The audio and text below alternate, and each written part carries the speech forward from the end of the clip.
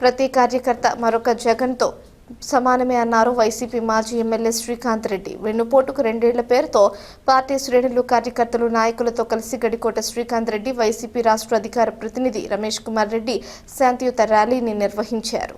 ఈ సందర్భంగా వారు మాట్లాడుతూ నేడు రాష్ట్రంలో అవినీతి అరాచకవంతమైన పాలన నడుస్తుందన్నారు. ముఖ్యమంత్రి చంద్రబాబు నాయుడు గత 2 ఏళ్ల కాలంలో ప్రజలకు ఇచ్చినటువంటి హామీలన్నింటినీ వెన్నుపోటు పొడిచారని విమర్శించారు.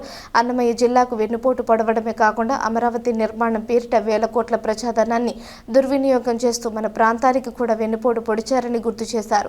రాష్ట్ర ఖజానా ఖాళీగా ఉందన్న విషయం 14 సంవత్సరాలుగా ముఖ్యమంత్రిగా పనిచేస్తున్న చంద్రబాబుకు ముందు తెలియదా అంటూ ఎద్దేవా చేశారు.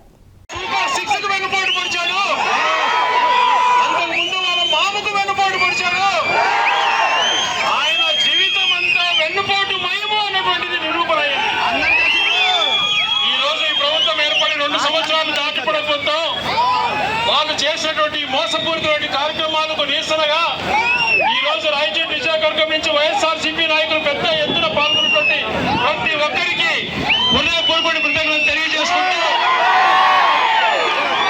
మీ అందరికీ ఎల్లవేళ తోడుంటామని మాటిస్తూ ఇప్పుడు జరుగుతున్నటువంటి పరిణామాలన్నింటినీ గమనిస్తున్నాం.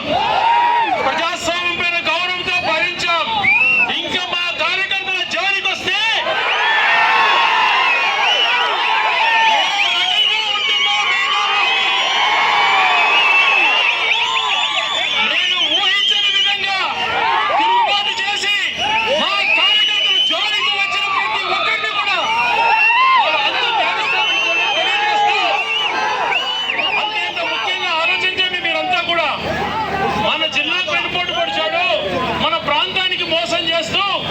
అమరావతి అని చెప్తూ కేవలం అద్దాల కోసం 2,500 కోట్ల రూపాయలు అక్కడ ఇచ్చాడు.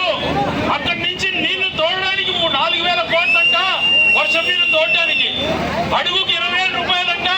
దాదాపుగా వేలాది కోట్లు దోచుకొని తింటూ మన ప్రాంతానికి అన్ని రకాల మోసం చేస్తున్న చంద్రబాబు నాయుడు గారికి గుణపాఠం చెప్పాల్సిన బాధ్యత మనందరిపై ఉంది.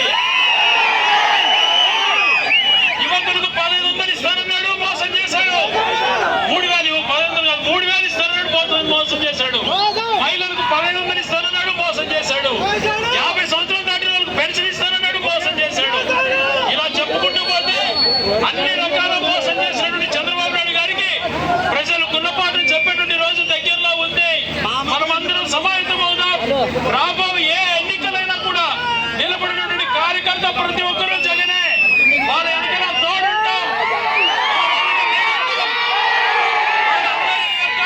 క్షేమాలు చూసుకునే బాధ్యత మాది అని చెప్పి తెలియజేసుకుంటూ అనువున సహకరిస్తున్నటువంటి గౌరవ నాయకులకు, పెద్ద రమేష్ కుమార్ రెడ్డిలకు, కార్యకర్తలకు, నాయకులకు మరొక్కసారి హృదయపూర్వక కృతజ్ఞతలు తెలియజేసుకుంటూ ఇప్పుడు అలాగే అత్యంత ముఖ్యమైనది మనం 1,30,000 ఉద్యోగాలు ఏ చిన్న అలిగేషన్ లేకుండా మనం ఉద్యోగాలు ఇస్తే ఈ రోజున 15,000 టీఎస్సీ ఉద్యోగాలు అమ్ముకున్నారు.